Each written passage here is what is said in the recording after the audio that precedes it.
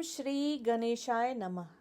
भगवान गणेश देवों के देव भगवान शिव और माता पार्वती के सबसे छोटे पुत्र हैं। भगवान गणेश की पत्नी का नाम रिद्धि और सिद्धि है। रिद्धि और सिद्धि भगवान विश्वकर्मा की पुत्रियां हैं। भगवान गणेश का नाम हिंदू धर्म में किसी भी शुभ कार्य करने से पहले लिया जाता है। पुराणों में उनके 64 अवतारों का वर्णन है। सतयुग में कश्यप व अदिति के यहाँ महोत्कट विनायक नाम से जन्म लेकर देवांतक और निरांतक का वध किया। त्रेता युग में उन्होंने उमा के गर्भ जन्म लिया और उनका नाम गणेश रखा गया। सिंधु नामक दैत्य का विनाश करने के बाद वे मयूरेश्वर नाम से विख्यात हुए। द्वापर में माता पार्वती के यहाँ पुनः जन्म लिया और वे गणेश कहलाए। ऋषि पराशर ने उनका पालन पोषण किया और उन्होंने वेदव्यास के विनय पर करने पर सशर्त महाभारत लिखी। उन्हें गजानन इसीलिए कहा गया कि उनके सिर को भगवान शंकर ने काट दिया था। बाद में उनके धड़ पर हाथी का सिर लगाकर उन्हें पुनः जीवित किया गया। यह भी कहा जाता है कि शनिदेव जब बाल गणेश को देखने गए तो उनकी दृष्टि से उनका मस्तक भस्म हो गया था। बाद में विष्णु जी ने एक हाथी का सिर उनके धड़ पर लगाकर उन्हें पुनर्जीवित कर दिया था। एक बार देवताओं में धरती की परिक्रमा की प्रतियोगिता हुई, जिसमें जो सबसे पहले परिक्रमा करके आ जाता उसे सर्वश्रेष्ठ माना जाता। प्रतियोगिता प्रारंभ हुई, परंतु गणेश जी का वाहन तो मूषक था। तब उन्होंने अपनी बुद्धि का प्रयोग किया और उन्होंने अपने माता पिता शिव एवं पार्वती की ही परिक्रमा कर ली। ऐसा करके उन्होंने संपूर्ण ब्रह्मांड की ही परिक्रमा कर ली।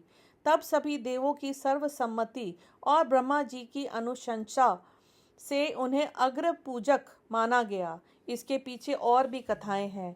पंच देवोपासना में भगवान गणपति मुख्य हैं। गणेश जी को आखिर पसंद क्या है? तो चलिए, उनका प्रिय भोग मोदक लड्डू है, प्रिय पुष्प लाल रंग के फूल, प्रिय वस्तु दुर्वा, प्रिय वृक्ष शमी पत्र, केला आदि है। केसरिया, चंदन, अक्षत, दुर्वा अर्पित कर कपूर जलाकर उनकी पूजा और आरती की जाती है। उनको मोदक का लड्डू अर्पित किया जाता है। उन्हें रक्त वर्ण के पुष्प विशेष प्रिय हैं।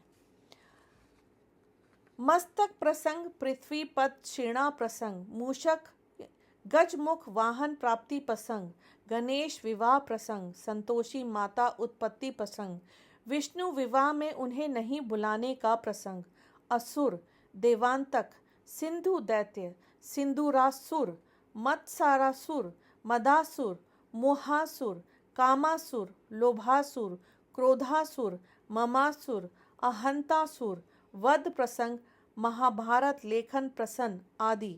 उन्होंने अपने भाई कार्तिकेय के साथ कई युद्धों की लड़ाई की। भगवान गणेश जी का सतयुग में वाहन सिंह है और उनकी भुजाएं 10 हैं तथा नाम विनायक है। श्री गणेश जी का त्रेता युग में वाहन मयूर है, इसीलिए उनको मयूरेश्वर कहा गया है। उनकी भुजाएं 6 हैं और रंग श्वेत। द्वापर युग में उनका वाहन मूषक है और उनकी भुजाएं 4 हैं। इस युग में वे गजानन नाम से प्रसिद्ध हैं और उनका वर्ण लाल है।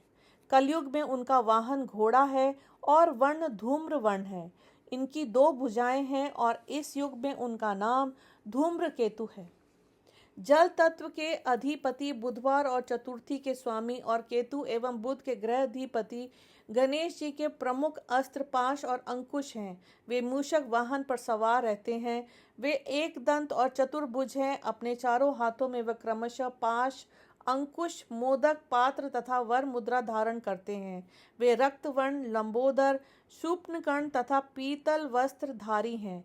वे रक्त चंदन धारण करते हैं। आपने 5 मुखी हनुमान जी की तरह आपने 5 मुखी गणेश जी की भी प्रतिमाएं देखी होंगी। क्या आप जानते हैं इनका क्या अर्थ है? शुभ और मंगलकारी होता है पंचमुखी गणेश। 5 मुख वाले गजानन को पंचमुखी गणेश कहा जाता है। पंच का अर्थ है 5, मुखी का मतलब है मुंह। ये 5-5 कोश के भी प्रतीक हैं। वेद में सृष्टि की उत्पत्ति, विकास, विध्वंस और आत्मा की गति को पंचकोश के माध्यम से समझाया गया है। इन पंचकोश को 5 तरह का शरीर कहा गया है। पहला कोश है अनन्मय कोश। संपूर्ण जड़ जगत जैसे धरती, तारे, ग्रह, नक्षत्र आदि ये सब अनन्मय कोश कहलाता है। दूसरा कोश है प्राणमय कोश। जड़ में प्राण आने से वायु तत्व धीरे धीरे जागता है और उससे कई तरह के जीव प्रकट होते हैं। यही प्राणमय कोश कहलाता है। तीसरा कोश है मनोमय कोश। प्राणियों में मन जागृत होता है और जिनमें मन अधिक जागता है वही मनुष्य बनता है। चौथा कोश है विज्ञानमय कोश। सांसारिक माया ब्रह्म का ज्ञान जिसे प्राप्त हो, सत्य के मार्ग पर चलने वाली बोधि विज्ञानमय कोश में होता है। यह विवेकी ऐसा कहा जाता है कि इस कोश का ज्ञान प्राप्त करने के बाद मानव समाधि युक्त अति मानव हो जाता है। मनुष्यों में शक्ति होती है और भगवान बनने की और इस कोश का ज्ञान प्राप्त कर वह सिद्ध पुरुष होता है। जो मानव इन पांचों कोशों से मुक्त होता है उनको मुक्त माना जाता है और वह ब्रह्मलीन हो जाता है।